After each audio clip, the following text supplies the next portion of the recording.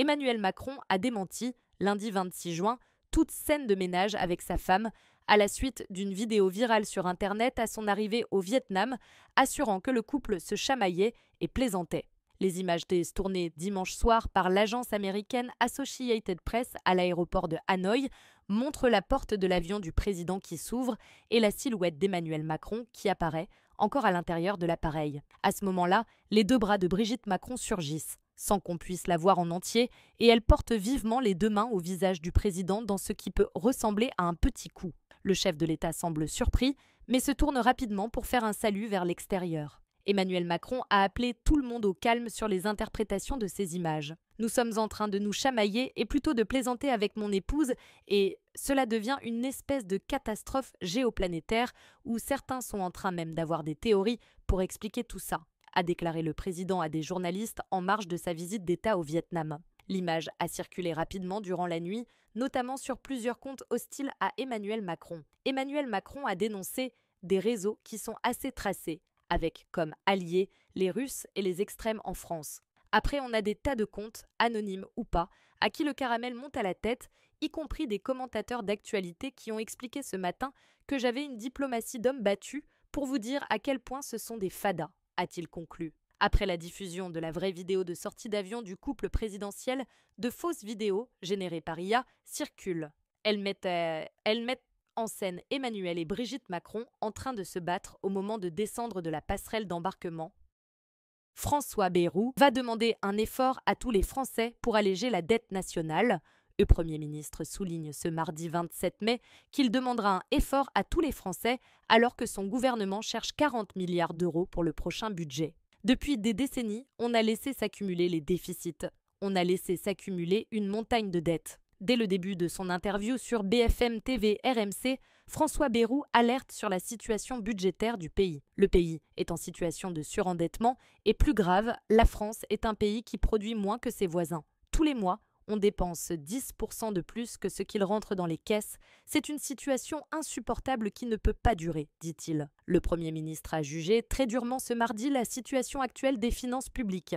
Il est d'intérêt national pour leurs enfants, parce que le plus dégueulasse dans cette affaire, c'est qu'on laisse s'accumuler les déficits, on laisse s'accumuler la dette, et qui va payer la dette afin de s'interroger François Bayrou.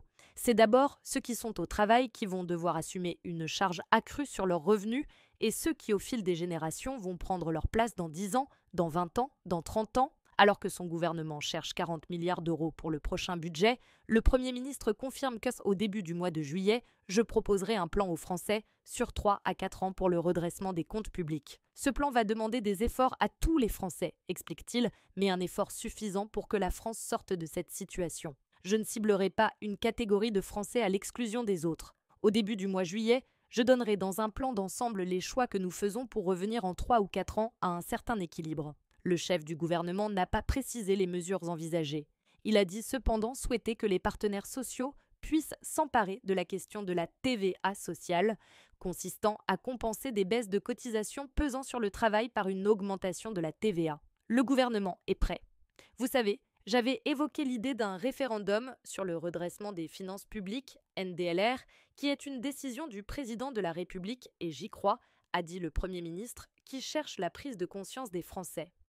Les députés adoptent largement la proposition de loi sur l'aide à mourir. Les députés, ce mardi 27 mai, ont voté en faveur du texte porté par Olivier Falorni. Il crée un droit à l'aide à mourir visant à autoriser et à accompagner une personne qui a exprimé la demande à recourir à une substance létale. Ce texte définit les conditions et les critères nécessaires amenant à autoriser et à accompagner une personne qui en a exprimé la demande à recourir à une substance létale. Parmi ces critères, être âgé d'au moins 18 ans et avoir la nationalité française ou résider de façon stable et régulière en France. Parmi les autres critères figure le fait d'être atteint d'une affection grave et incurable qui engage le pronostic vital en phase avancée ou terminale, présenter une souffrance physique ou psychologique constante liée à cette affection et être apte à manifester sa volonté de façon libre et éclairée. En parallèle, les députés ont également voté à l'unanimité la proposition de loi de la députée Renaissance Annie Vidal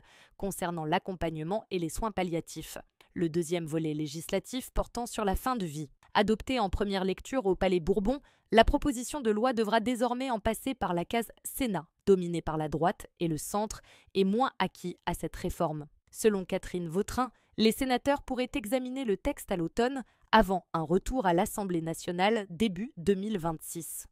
À quelques jours de l'été, Météo France prévoit des températures plus chaudes que la normale sur tout le territoire pour les mois de juin, juillet et août. Le scénario plus chaud que la normale est le plus probable pour la France. Météo France anticipe des températures élevées pour cet été, en particulier en Corse, selon son bulletin des tendances trimestrielles publié ce mardi 27 mai. Dans le détail, l'Hexagone a 50% de probabilité d'être frappé par des températures plus chaudes que les normales de saison durant les mois de juin, juillet et août, contre seulement 20% dans le cas d'un scénario plus frais.